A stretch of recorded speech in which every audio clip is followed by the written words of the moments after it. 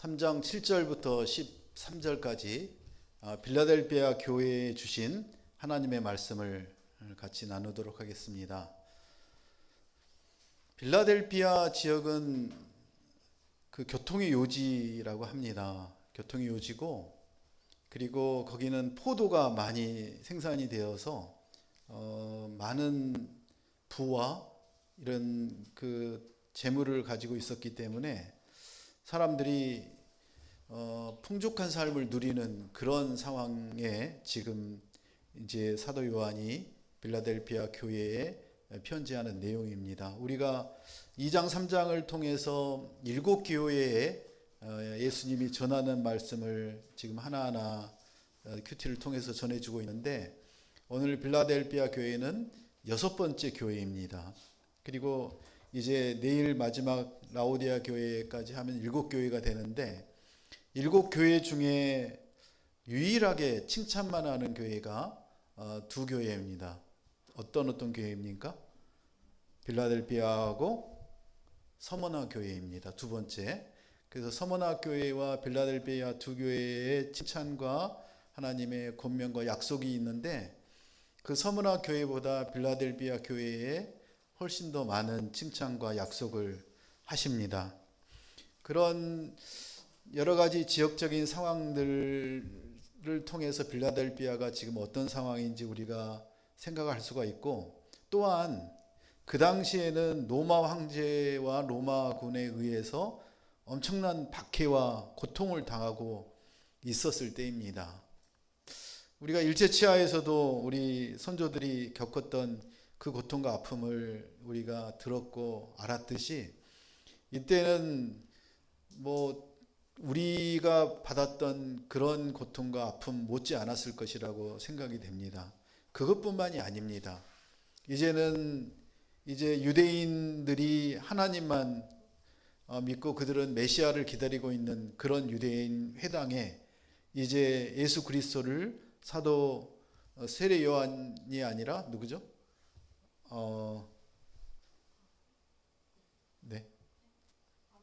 사도 바울. 사도 바울이 전하면서 이제 복음이 많이 전해지고 교회가 세워지고, 그리고 이제 문제가 생긴 게 뭐죠? 결국에는 유대 회당에 가서 말씀을 전했습니다.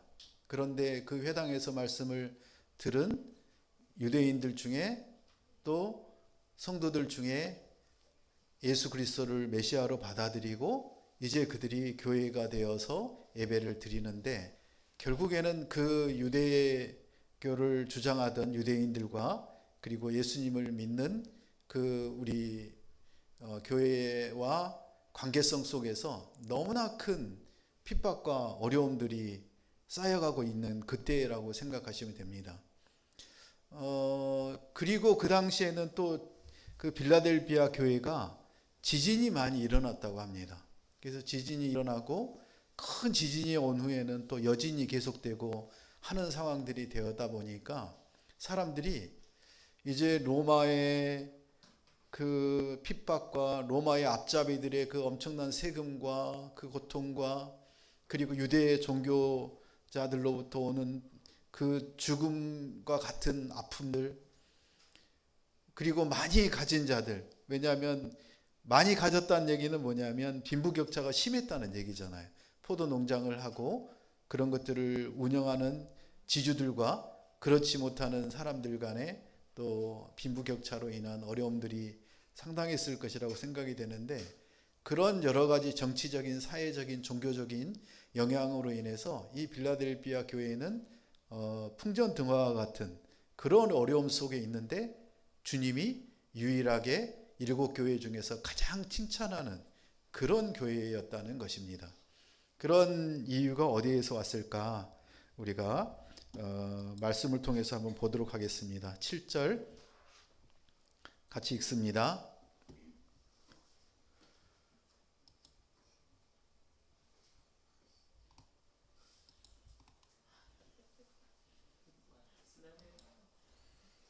너는 빌라델비아 교회의 사자에게 이렇게 써라. 거룩하고 참되신 이 다윗의 열쇠를 가지시니 곧 열면 닫을 사람이 없고 닫으면 열 사람이 없는 이가 이렇게 말씀하신다. 네, 빌라델피아 교회의 편지를 이렇게 씁니다. 너는 빌라델피아 교회의 사자에게 이렇게 써라. 그리고 개역개정에 보면 천사라고 이렇게 얘기 나오는데 교회의 성도들에게 지금 편지를 쓰는 것입니다. 누가요? 사도 요한이. 누구의 말씀에 따라서? 예수 그리스도의 말씀에 따라서 편지를 쓰고 있습니다. 거룩하고 참되신 이. 거룩하다는 얘기는 무엇입니까? 거룩하다는 얘기는 우리가 예수 그리스도의 완전성을 얘기합니다. 예수 그리스도가 얼마나 우리가 거룩하신 분이신지 우리가 얼마나 많이 알고 있고 듣고 있고, 그리고 그 예수 그리스도의 거룩함으로 인해서 우리도 거룩하다라고 인정을 받는 그런 성도라는 사실을 우리가 알고 있습니다. 우리의 실상은 거룩하지 않잖아요. 거룩하게 인정을 받았다는 얘기는 우리는 거룩하게 살아가고 있다라는 의미와 같지 않습니다. 우리는 거룩하지 못하고 거룩하게 살려고 해도 안 되는 그런 사람들이지만 우리를 거룩하다 인정을 하고 그 모든 짐을 예수 그리스도가 지신 그런 완전하신 그런 성결함과 죄 없으심을 나타내는 단어가 바로 거룩하심입니다. 그런 거룩하시고 참되신 이, 참되신다는 의미는 신실하시고 변함이 없으신 그런 분을 얘기합니다. 예수 그리스도는 그런 거룩하시고 참되신 우리의 하나님이십니다. 또한 다윗의 열쇠를 가지신 분이라고 합니다. 다윗의 열쇠를 가졌다는 얘기는 히스기야 왕 때에 그 모든 그 궁전의 열쇠를 가진 그 신하가 있는데 그 신하의 그것을 그때 이사야 22장 22절에서 얘기하고 있습니다. 결국에는 다윗의 열쇠를 가졌다는 얘기는 무엇입니까? 모든 권세와 통치권을 가졌다라고 생각하시면 됩니다. 열쇠가 없으면 여러분 집에도 못 들어가잖아요. 키가 없으면 집에 못 들어가고 얼마나 참혹한지 한번 당해보시면 여러분이 아실 겁니다.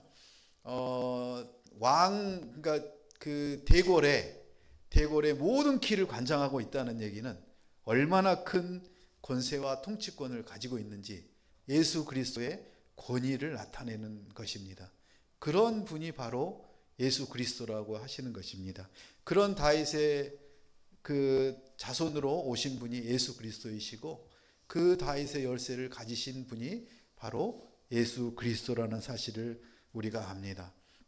열면 닫을 사람이 없고 또 닫으면 열 사람이 없는, 누가 그 일을 오직 할 수 있느냐면 바로 예수님만이 하실 수 있다는 것입니다. 예수님이 그런 절대적인 권위와 구원을 하실 수 있는 유일한 분이 바로 예수 그리스도라는 사실인데, 요즘의 세태에서는 뭐 다양한 종교인의 만남, 종교 지도자 간의 만남이라고 하면서 구원은 기독교에만, 예수 그리스도에만 있는 것이 아니라 여기도 있고 저기도 있고 한다라는 그런 말도 안 되는 얘기를 TV와 방송과 여기저기서 하고 있지 않습니까? 그게 어떤 종교의 통합이고 서로가 열린 마음으로 하나 되는 그런 길이라고 우리를 속이는데 결코 그렇지 않다는 것입니다. 구원의 문은 오직 예수 그리스도에게만 있다라는 사실입니다. 열면 닫을 사람이 없고 닫으면 열 사람이 없습니다. 예수 그리스도가 열어주지 않으면 거기에 누구도 들어갈 수가 없고 예수 그리스도께서 닫아버리면 이제는 끝이라는 것입니다. 결국은 예수 그리스도가 재림하실 때 문이 닫히는 거 아닙니까? 우리는 그 열린 문으로 들어가고, 그리고 예수 그리스도를 믿지 않는 사람들은 그곳에 들어가지 못하는, 그러기 때문에 우리가 전도를 해야 되고, 그러기 때문에 믿지 않는 가족들을 위해서 우리가 기도해야 되는 이유가 여기 있습니다. 우리가 장례 예배를 가면 다 느끼는 게 그거 아닙니까? 목사들이 설교하기 제일 힘든 게 그거라 그래요. 가족들은 다 믿는데 정작 고인은 믿지 않고 이 땅을 떠났을 때 어떻게 설교를 해야 될까?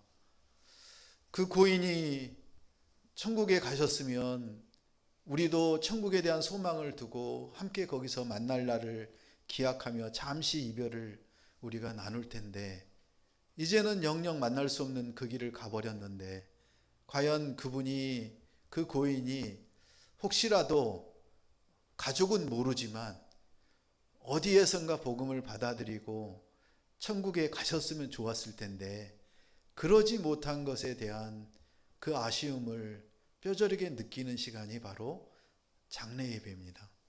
그래서 우리는 장례식을 갈 때면 이미 가신 분은 우리가 어쩔 수 없지만, 우리의 고난에 있지 않지만 남아있는 그 가족들을 위해서 우리가 천국에 대한 소망을 그들에게 얘기하고, 그들이 천국에 대한 소망을 가지고 이제 가족들이 함께 하나가 되어서 그렇게 하루하루 멋지게 고난과 어려움을 이겨내며 살아가자라고 우리는 얘기합니다. 이 빌라델비아 교회의 사자들에게, 성도들에게 편지를 썼는데, 먼저 말씀하시는 이가 누구냐면 바로 거룩하고 참되신 예수 그리스도, 다윗의 열쇠를 가지신 예수 그리스도, 구원의 문, 그리고 절대적인 그 권위를 가지신 예수 그리스도께서 너희에게 이렇게 말씀하신다라는 편지의 서두를 빌라델비아 교회의 성도들에게 씁니다. 이 편지의 이 서두를 읽고 빌라델비아 교회의 성도들은 어떤 생각을 했을까요? 지금 고통과 아픔과 어려움 속에서 오늘도 어떻게 살아야 될지, 내일은 아무런 소망이 없이 그런 고통과 환난 가운데 있을 때, 쥐구멍이라도 들어가서 숨고 싶고 죽고 싶은 그런 마음이 들 때, 이 성도들에게 예수 그리스도가 그런 분이셨다라는 사실을 다시 상기하면서 힘이 생기지 않았을까요? 8절 같이 읽습니다. 내가 내 행위를 안다. 보라, 내가 내 앞에 열린 문을 두었으니 아무도 그 문을 닫을 수가 없다. 이는 내가 힘이 약한 가운데도 내 말을 지키고 내 이름을 부인하지 않았기 때문이다. 아멘. 예수님이 이제 빌라델비아 성도들에게 얘기합니다. 내가 내 행위를 한다. 이 말을 들었을 때 얼마나 그 얼었던 마음과 웅크렸던 그 쫄깃쫄깃한 그 불안함이 사라졌을까요? 예수님이 말씀하십니다. 내가 내 행위를 안다. 너의 그 고통과 아픔 속에서 나를 부인하고 떠날 수밖에 없는 그런 상황인데도 불구하고 그 나의 말을 붙들고, 그 복음을 붙들고 오늘도 잘 이겨내고 이렇게 내 앞에 서 있는 것을 나는 안다. 그렇게 칭찬하는 그 예수 그리스도의 이 한마디로 그들은 서로가 서로를 부둥켜 안고 격려하며 사랑으로, 그래, 이 고난을 잘 이겨보자. 우리가 어떤 방법은 없겠지만 우리의 방법이 아니라, 우리의 생각이 아니라 예수 그리스도께서 우리를 세밀하게 관찰하시고 다 지켜주시고 함께 하신다는 이 놀라운 사실을 우리가 이제 기억하자. 보라. 이 편지에 보라라는 얘기가 자주 나옵니다. Behold, 보라, 내가 내 앞에 열린 문을 두었다. 너희를 이미 구원하였고 너희를 구원할 그 문을 내가 열어두었고, 그 열린 문에 아무도 닫을 수 없는 그 열린 문에 세상 사람들을 초청했지만 그들은 오지 않고 나를 떠났지만, 그 7개의 교회 중에 5교회의 그 교회들은 다 나를 부인하고 그 첫 신앙을 다 버리고 거짓 선지자를, 그들을 인정하고 그 거짓 선지자의 선동에 노란하고, 그리고 나를 그렇게 미직지근하게 섬겼던, 그 행위로만 섬겼던, 예배했던 그 다른 교회 모든 성도들하고 다르게 너희가 나를 온전히 믿고 그 구원의 길에 있음을 나는 안다. 너희가 얼마나 힘이 약하고 부족하고 연약한지 내가 아는데 그런 가운데서도 나를 부인하지 않았다는 이 놀라운 사실을 나는 너희가 얼마나 고통 속에서도 환난 속에서도 잘 이겨내 왔음을 내가 이제 칭찬한다라고 예수님은 그 빌라델피아 성도들에게 얘기합니다. 오늘 우리에게 얘기하는 것 같습니다. 주님의 마음은 큰 교회와 큰 능력을 가진 그런 목회자들과 성도들이 세상을 움직이고 변화시키고 있음을 우리는 압니다.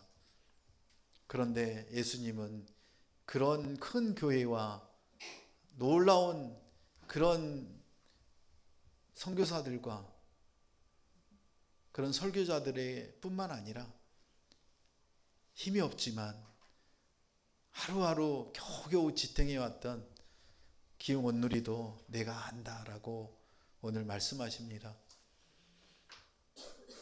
우리가 작은 교회, 작은 성도밖에 안 되는 것에 우리는 주눅될 필요가 없습니다. 그렇다고 그거를 하나의 위안으로 삼을 필요는 더더욱 없습니다. 하나님이 보내시면 많아지고 키워주시고, 하나님이 필요 없으시면 작게 하시고 없애주시고, 하나님께서 그 모든 것들을 주관하신다는 사실입니다. 절대 주권자는 사람이 아니고 교회가 아니고 하나님이시라는 사실입니다. 우리의 생사화복을 주관하시는 분이 하나님이심을 우리가 믿어야 될진데 우리는 그러지 못하는 그런 때가 많이 있습니다. 우리의 시각으로, 우리의 경험으로 우리는 판단합니다. 하나님이 오늘, 예수님이 오늘 우리에게 얘기하십니다. 열린 문은 내가 관장하는 거야. 너희 교회에 열고 닫는 것도 너희가 한 게 아니라 내가 한 거야. 그 하나님을, 그 예수님을 우리가 온전히 붙들고 그 말씀에 순종해서 한 발짝 한 발짝 나아갈 때 예수님은 말씀하십니다. 잘했다, 내 딸아, 내 아들아. 너에게 맡긴 일은 이것이야. 더 이상 하려고 하지 말고, 더 욕심내려고도 하지 말고, 너희가 그 안에서 참 공동체를 이루고 나를 부인하지 말고 내 말에 순종하며 한 발자국 한 발자국 가기를 바란다 라고 빌라델비아 교회와 기흥원누리 교회에 오늘 말씀하십니다. 우리의 노력과 헌신은 주님이 알고 계십니다. 여러분의 노력과 헌신, 작은 그런 것들도 다 알고 계십니다. 얼마나 매주마다 음식을 준비하는데, 그리고 예배를 준비하는데, 찬송을 준비하는데 힘들었겠습니까? 시간을 빼서 교회 예배드리러 오는 것조차도 쉽지 않은데 그렇게 11년을 이렇게 예배를 드린다는 게 기적 중의 기적 아닙니까? 하나님은 내 행위를 안다. 너의 작은 마음과 너의 삶을 내가 알고 내가 인도하고 지켜주겠다라고 오늘 말씀하십니다. 그 예수님이 오늘 거룩하고 진실한 이의 그 권세를 가지고, 절대적인 권위를 가지고 오늘 우리를 찾아오시고 말씀하십니다. 9절 같이 보겠습니다. 보라, 내가 사단의 집단에 속한 어떤 사람들을 내게 줄 것인데 그들은 자칭 유대 사람들이라고 하나 실은 그렇지 않고 거짓말쟁이들이다.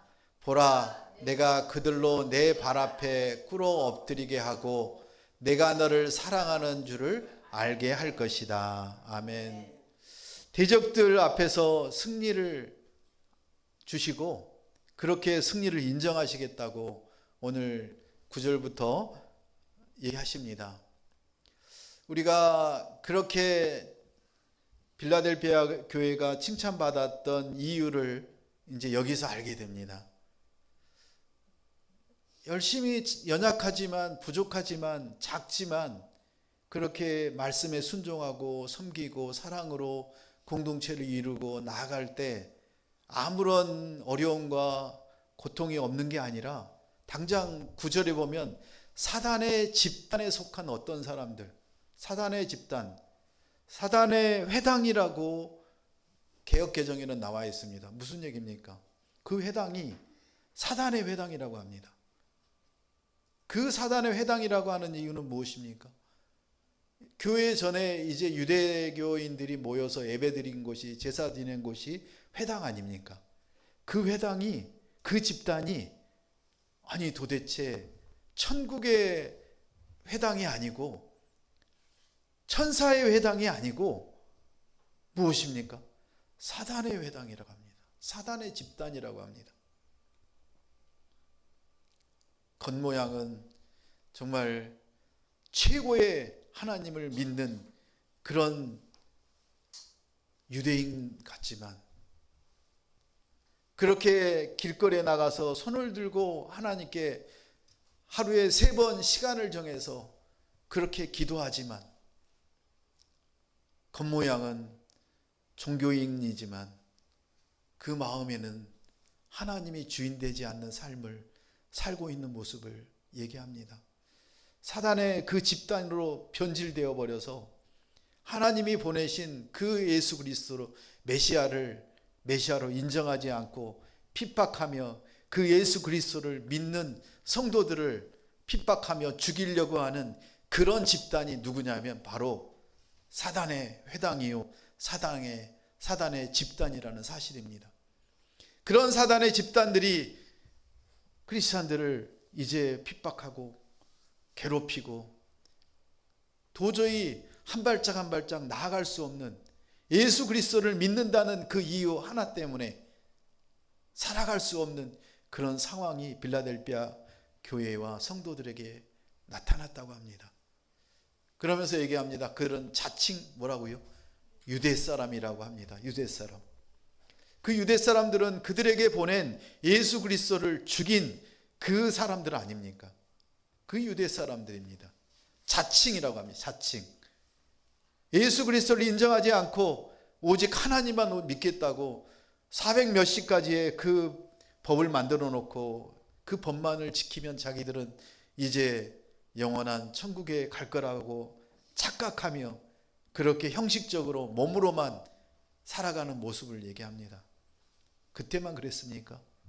지금은 사단의 교회, 사단의 성도들 없습니까? 겉모양은 열심히 예배드리고 그리고 임직을 받아서 임직자로 교회에 나가지만 자기의 이익과 유익을 위해서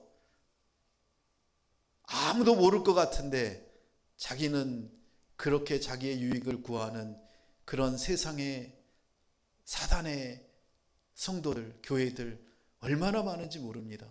특별히 이단들이 그렇지 않습니까? 우리가 알고 있는 이단만 해도 굵직굵직한 이단들이 많지요. 그런 이단들은 목적이 무엇입니까? 리더들과 그 꼭대기에 있는 사람들은 자기의 부와 명예를 추구합니다. 그리고 밑에 있는 이제 갓 들어온 사람들은 철저하게 성경 교육을 받는다고 합니다. 그런데 그 성경 교육이 하나님의 말씀입니까?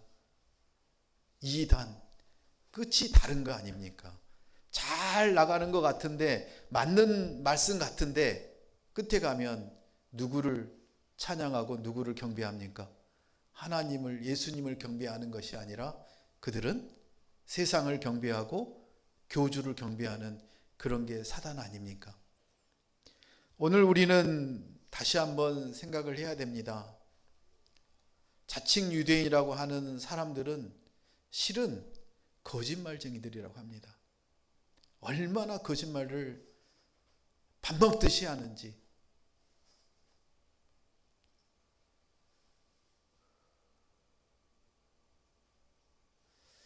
우리도 많이 거짓말하죠. 거짓말할 때 여러분 마음에 드는 생각은 무엇입니까? 상대방에게 속인다는 게 거짓말 아닙니까? 지금 유대인들은 속이는 거잖아요. 하나님만 주님이시고 예수 그리스도는 메시아가 아니라는 것을 그들은 핑계 삼아서 그걸 믿는, 예수 그리스도를 믿는 사람들을 핍박하고 죽이려고 하는 거 아닙니까? 그리고 작은 허물을 보고도 얼마나 간사하게 지적하고 괴롭히는지 모릅니다. 그런 상황 속에서도 빌라델비아 성도들은 예수 그리스도의 말씀에 순종해서 참아내고 이겨내고 인내하며 그렇게 한 발짝 한 발짝 나아가고 있었더니 사도 요한을 통해서 빌라델비아 성도들에게 이렇게 놀라운 칭찬과 격려를 하고 약속을 하고, 그런 대적들에게도 내가 그들을 너네 발 앞에 꿇어 엎드리게 할 것이고 내가 너희를 얼마나 사랑하는지 그들에게 보여줄 것이라고 예수 그리스도는 오늘 말씀하시지 않습니까? 여러분, 세상의 거짓말쟁이들 속지 마십시오. 그들이 스스로 무너질 것입니다. 우리가 그 거짓말쟁이들을 찾아내서 따질 필요가 없습니다. 누가 하십니까? 예수님이 하십니다. 다 예수님께 맡기시고 그냥 거짓말을 치면 그냥 거짓말을 치는구나라고 생각하고 따지지도 화내지도 넘어가지도 마시기 바랍니다. 그런 사람들은 예수님이 뭐라고 하십니까? 그들로 너희의 발 앞에 꿇어 엎드리게 하고 내가 너를 사랑하는 줄을 그들이 알게 할 것이라고 예수님은 오늘 우리에게 말씀하십니다. 우리의 할 일은 그들을 꿇어 엎드리게 하고 그들을 비판하고 정죄할 필요가 없습니다. 우리의 할 일은 그들을 더욱더 사랑해서 예수님이 우리에게 가르쳐 주신 대로 내 이웃을 내 몸과 같이 더욱더 사랑해서 그들이 결국에는 그 사랑으로 녹아서 그 입술의 거짓말들이 사라지고 예수 그리스도로 인해서 구원의 역사가 일어날 수 있도록 우리를 사용하시는 그 하나님의 사랑을, 예수 그리스도의 놀라운 그 칭찬을 받는 성도들 되시길 예수님의 이름으로 축원합니다. 대적들 앞에서 이제 우리가 주눅들 필요가 없습니다. 대적은 누가 상대해 주신다고요? 예수님이 상대해 주십니다. 그 예수님이 우리를 대신해서 다 상대해 주시고 다 척결해 주시고 우리의 발 앞에 꿇어 엎드리게 하신다고 하시니까 우리가 그때까지 잘 인내하고 견디시길 축원합니다. 10절 보겠습니다. 그런 인내한 성도들을 빌라델비아 성도들에게 어떤 약속을 주시는지 같이 읽습니다. 내가 내 인내의 말을 지켰으니 땅 위에 사는 사람들을 시험하기 위해 온 세상에 시험이 닥칠 때 나도 너를 지켜줄 것이다. 아멘.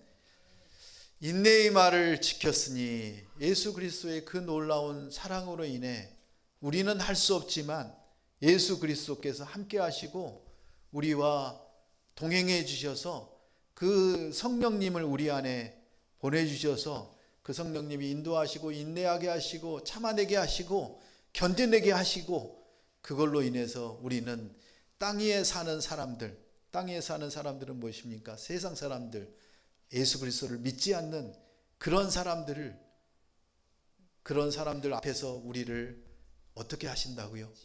끝까지 지켜주신다고 빌라델비아 성도들에게도 얘기하고 오늘 우리에게도 말씀하십니다. 여러분을 지켜주시는 사람이 부모님이고 세상의 권력이고 돈이라면 우리가 그것을 따라야 되겠지만 우리가 살아보니까 아니라는 사실을 알잖아요. 그런데도 왜 이리 돈에 욕심이 많은지요? 돈이 되는 일이라면 하나님의 뜻을 쫓아 사는 것, 말씀 따라 사는 것, 그것뿐만 아니라 자기에게 주신 하나님의 일, 직장에서 그리고 교회에서 가정에서 하나님이 하라는 일을 안 하고 딴 일을 왜 그리 많이 하는지 모릅니다. 요즘은 얼마나 심한지 아십니까? 직장인들 자기에게 주어진 그 일만 하지 않습니다. 뭘 합니까? 이중 삼중 일을 합니다. 왜요? 더 많은 돈을 벌려고. 왜? 다른 사람들이 그렇게 많이 벌어서 잘 누리고 잘 사니까.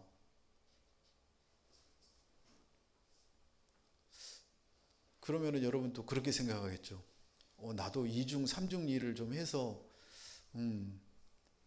돈 좀 많이 벌고 그 돈 많이 번 걸로 좋은 일 하면 되지 않아? 그러면 예수님이 뭐라고 하세요? 나 그 돈 필요 없어. 너가 주지 않아도 내가 할 수 있어라고 예수님은 말씀하시잖아요. 왜 우리가 물질의 노예가 됐는지 모르겠습니다. 여러분이 아니라 우리요, 우리. 저도 저를 포함해서 모든 이 땅에 살고 있는 크리스찬들조차도 그 물질의 노예가 되어서 우리에게 주어진 그 일할 시간, 딱 정해진 시간조차도 제대로 그 일에 몰두하지 않고 얼마나 딴 일을 많이 하는지 모릅니다. 우리 오늘 한번 결단했으면 좋겠습니다. 하나님이 우리에게 주신 하나님의 시간에 우리가 그 하나님의 시간을 도둑질하지 않겠노라고, 범하지 않겠노라고. 왜냐하면 그거는 나의 시간이 아니라 하나님의 시간이고, 하나님의 시간에는 하나님이 우리에게 맡기신 일이 있기 때문에 그게 우리는 사명이라고 우리는 알고 있고, 그 사명을 쫓아 우리가 한 발짝 한 발짝 빌라델비아 성도처럼 견디며 나가야 되는데, 우리가 그러지 못하고 있는 것을 우리는 인정할 수밖에 없다는 사실입니다. 왜냐하면 그 근무 시간에 딴 일을 하면 내가 돈을 더 벌 수 있다라는 생각을 가지고 있거든요. 청년들이 회사에 가서 얼마나 많은 주식을 하는지 모릅니다. 왜냐하면 주식은 아침에 근무 시간부터 오후 4시까지인가요? 그 시간에만 열리니까. 또 집에 가서는 뭐 하는 줄 아세요? 밤새 외국, 미국 증권 한다고 합니다. 우리는 하나님이 우리에게 말씀을 주시고 매주마다 성경을 통해서 우리에게 말씀하시는 이유는 우리가 그렇게 살지 못하고 있기 때문에 너희가 깨닫고 너희의 방향을 돌리라고 하시는 말씀입니다.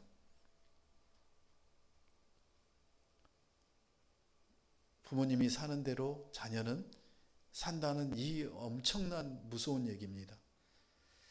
세상에 시험이 닥칠 때, 우리에게 시험이 닥칠 때 우리를 지키실 수 있는 유일한 분은, 우리에게 그런 말씀을 해주실 수 있는 유일한 분은 예수님밖에 없습니다.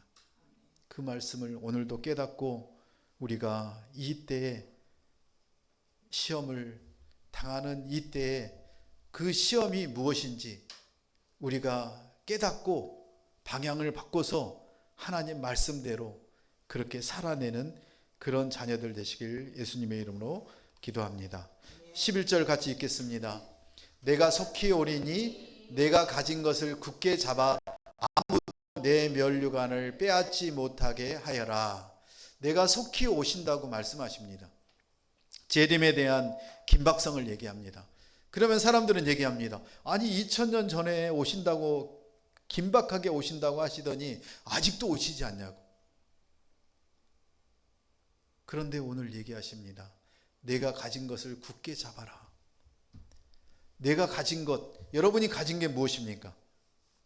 여러분은 이미 열린 문 안에 들어갔고 구원을 받았고 영원한 생명을 선물로 받았습니다. 그게 여러분이 이미 받은 놀라운 하나님의 선물입니다. 그런 놀라운 선물을 받았고 그러면 빨리 하나님께 들어가고 싶은데 왜 하나님은 급히 속히 오신다고 말씀을 하시고 오시지 않냐고. 세상에 우리의 시간의 개념과 하나님의 시간의 개념이 너무나 다르잖아요. 시편에서도 얘기를 하죠. 세상의 천년은 하나님의 하루도 안 되는 그런 시간의 개념을 가지고 우리는 이 땅에서 잠시 왔다가 하나님의 뜻대로 살다가 하나님 곁으로 가는 영원한 존재입니다.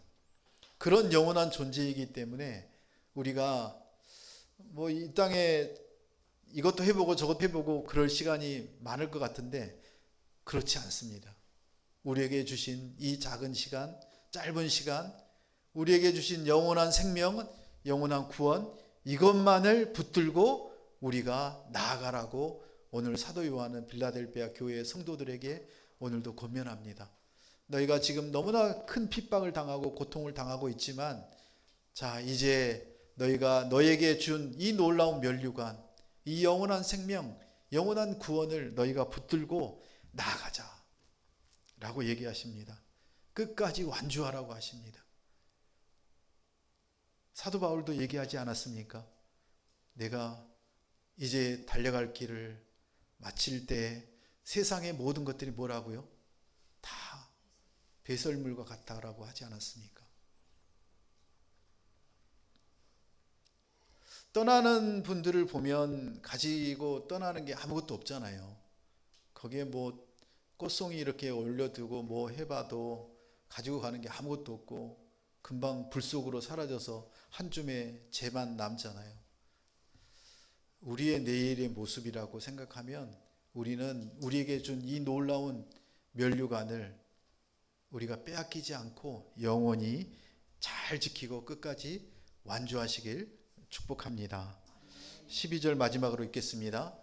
이기는 사람을 내가 내 하나님의 성전에서 기둥으로 삼을 것이니 그가 결코 다시는 성전을 떠나지 않을 것이며 내가 내 하나님의 이름과 내 하나님의 도성 곧 하늘에서 내 하나님께로부터 내려오는 새 예루살렘의 이름과 내 새 이름을 그 사람 위에 기록할 것이다. 아멘.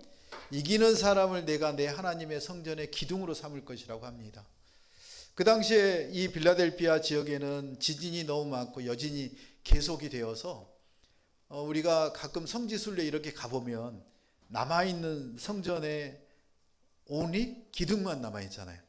그래서 이제 그 기둥을 사람들도 보면서 이제 저 정말 든든하고 오랫동안 남아있는 것은 기둥밖에 없구나 라고 생각을 하는 그 예화를 통해서 이기는 사람은 내 하나님의 성전, 그러니까 하나님의 성전의 그 기둥이로 여러분을 삼으실 것이라고 얘기합니다. 빌라델비아 성도들에게 너희를 그 하나님의 성전의 기둥으로 삼아주시겠다는 이 놀라운 약속을 듣고 얼마나 좋아했을까요? 얼마나 신났을까요? 어제만 해도 내가 이제 하나님을 떠나서 예수님을 떠나서 그냥 옛날에 유대교로 돌아가서 편안하게 살까, 그런 생각을 조금이라도 했을 텐데 이 오늘 빌라델비아 교회에 향하신 예수 그리스도의 편지를 통해서 얼마나 사람들은 용기를 얻고 힘을 얻었습니까?